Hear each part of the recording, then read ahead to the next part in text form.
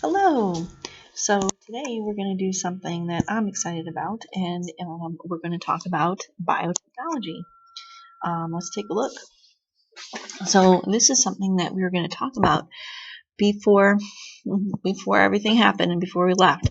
This is something that I really was excited about talking to you guys about because this is sort of like, hey, let's put together so much of the stuff we know and use it, and let's see how we can take our knowledge of DNA and use it for good and to change things for the better. And so it's kind of like a positive, like, hey, look at all this cool stuff that we're doing or could happen in the future or that has already happened that maybe you didn't know about.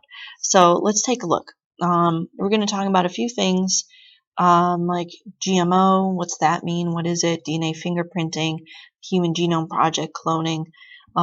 So we'll try to do like half and a half. We'll see. So when you think of biotech, what comes to your mind? I always think of like look at all these pictures. They always have something like bright blue and oh, it's all sterile. Kind of like probably what you're seeing now on the news with the COVID-19 virus. A lot of people in lab coats doing research. Well, using what we know about biology, we can apply that to make things like vaccines, medicine for bacterial infections. But with biotech, what we're kind of doing is using what we know about DNA, and then we're going to apply that to doing something else or changing something.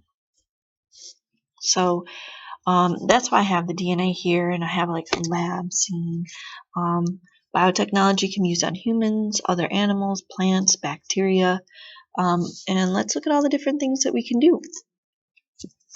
So, like I said, it's putting our knowledge of DNA to use. How? Well, if you ever watch something like CSI or Criminal Minds or anything like that, and they're trying to figure out who did a crime, that's biotechnology. If you went back in time not that long ago, we had to use other evidence. We didn't have DNA evidence. It was there, we just didn't know how to test for it. Paternity tests. Don't tell me that you haven't watched The Maury Show. I know you have. I have too. So that's how we know who is not the father or who is the father. How we can tell, going back to when we talked about evolution, what animals are related to what. And how do we know that? Like, how can we say that these giraffes are different species, really? DNA can tell us that. It can tell us, like, hey, whales' closest living land ancestor relative are hippos, because there's DNA that's in common.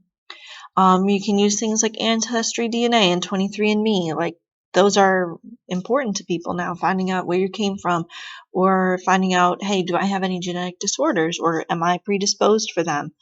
And do I have any, like I said, genetic disorders? Like, hey, maybe colorblindness runs in my family, but I don't have it. Would I have a child with it?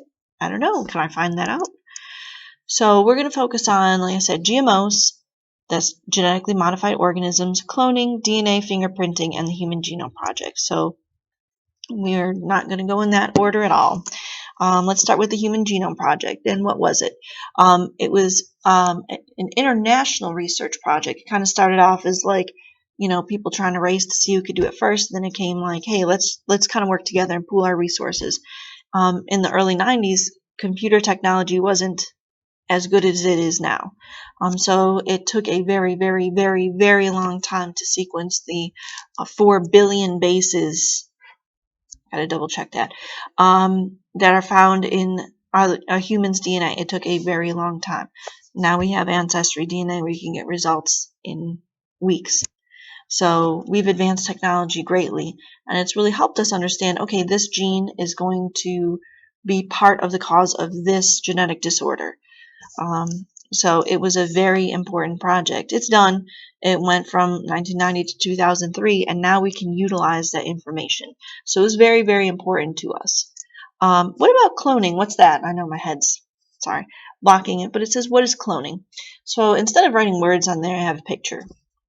So let's say I'd like to clone this orange pig. Maybe it has a trait that I like. Maybe it was my pet pig and I love him.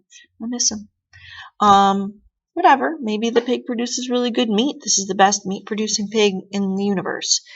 So what I'm going to do, I'm going to get some of the orange pig cells that's here. And then we're going to take an egg cell from a mommy pig. This brown pig is the mama pig. Here's her egg cell. Well, I don't want her DNA, so I'm going to take the nucleus. Remember, that's what holds the DNA. I'm going to take that out of her cell. Then I'm going to put the nucleus of some of my orange pig's DNA into her egg cell. Okay, so I take the nucleus, the DNA, out of the orange pig. I put it into the brown pig's egg cell. Then you shock it and start cell division. Okay, then once it starts dividing and becomes an embryo, we implant that into a surrogate mother, this gray pig with the star. So she's going to be pregnant. Hooray, congratulations. It's an orange pig. Okay, so even though she is not orange, and there's no daddy pig necessarily involved, she will give birth to this orange pig, an exact copy of the original orange pig. So it's basically taking the creature you want and making a copy. Now, look, it's a baby. It's not the same age as adult orange pig. So if I clone myself, I'd be a baby. Okay, so you'd have baby Miss Huff around, not adult. It's not like a copy machine like how they have in cartoons. So I wanted to talk to you guys about this because people want to use cloning to de-extinct animals. That means bring them back from extinction. I'm going to put a link to a video on Google Classroom for you to watch. You may have already seen it. It's about people wanting to de-extinct the mammoth, and they want to use cloning technology to do that. So I want you, after you watch all this, to kind of just comment. What did you think of that video? Do you think the mammoth should be brought back to life if we can do it?